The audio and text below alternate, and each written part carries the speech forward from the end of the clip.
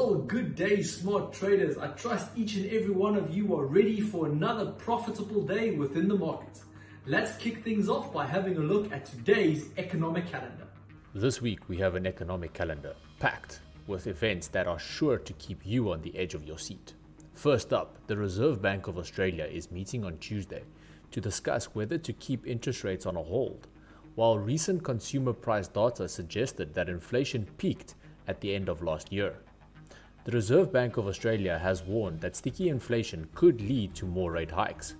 As always, we'll be keeping a close eye on their decision. On Wednesday, the Federal Reserve is expected to raise interest rates by another 25 basis points. This would be the 10th straight rate hike in a row, bringing the benchmark to its highest level since 2007.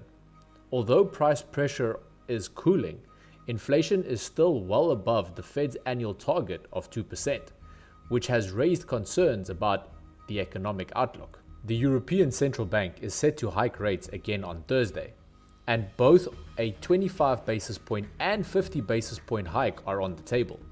Consumer price inflation figures for April are likely to confirm that underlying price pressure remains uncomfortably high.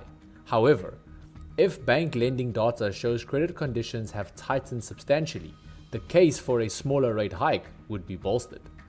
And of course, we can't forget the big daddy of all reports, the Non-Farm Employment Change Report, also known as NFP. The report, which is due out on Friday, is expected to show that the US economy added 180,000 jobs in April. Although this is still a solid number, it would mark a third consecutive month of moderating job growth. We'll be closely watching the report for indications on how well demand in the labor market is holding up. But that's not all. Don't miss your chance to win a limited edition branded mug. Simply like this video and comment the answer to the following question. What is the nickname for the GBP USD currency pair? Is it A, King Charles, B, the Titanic, or C, the Cable? Please ensure you are subscribed to our channel to be eligible to win. The giveaway will take place once we reach 300 subscribers. T's and C's apply. Let's move on by having a look at what's making headlines within the financial markets today.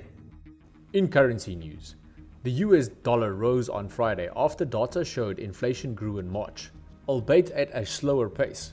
This keeps the Federal Reserve firmly on track to raise interest rates at their next monetary policy meeting later this week. The yen, meanwhile, fell across the board after the Bank of Japan decided to make no changes to its yield curve control policy. So now let's look at the technical analysis for USDJPY. The Ninja is currently trading within the primary resistance zone, and a break above the zone with a close at 136.6 could trigger a rally all the way back up to 138. On the other hand, a break below the zone and a close at 135.9 could trigger a decline all the way back down to 134.9. Moving on to Wall Street. Apple is set to report earnings on Thursday, with analysts forecasting a decline in revenue for its fiscal second quarter. As the largest US company by market value, Apple's report is bellwether for global consumer demand, and its results stand to ripple through markets given its importance to several industries.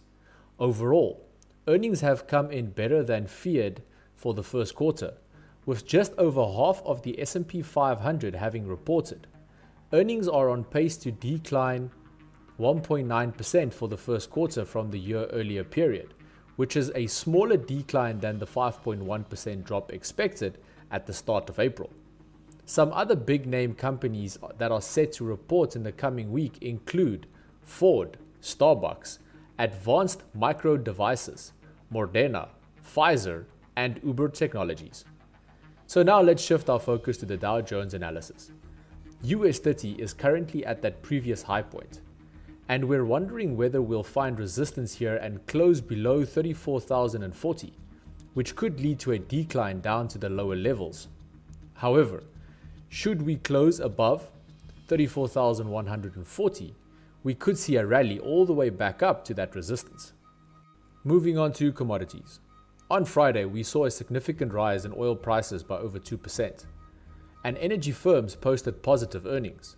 This news was coupled with US data showing that crude output was declining while fuel demand was growing.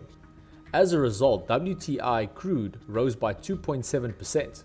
However, despite the daily gains, both Brent and WTI declined for a second week in a row. Brent also posted a fourth straight month decline as disappointing US economic data and uncertainty over interest rate weighed on the demand outlook. Now let's take a closer look at the analysis for crude oil for today. WTI is currently trading within a resistance zone, and if we break the zone and close above the 77.1 level, we could trigger a rally all the way back up to 79. However, if we close back below the resistance at 76.2, we could see a decline back down to 75.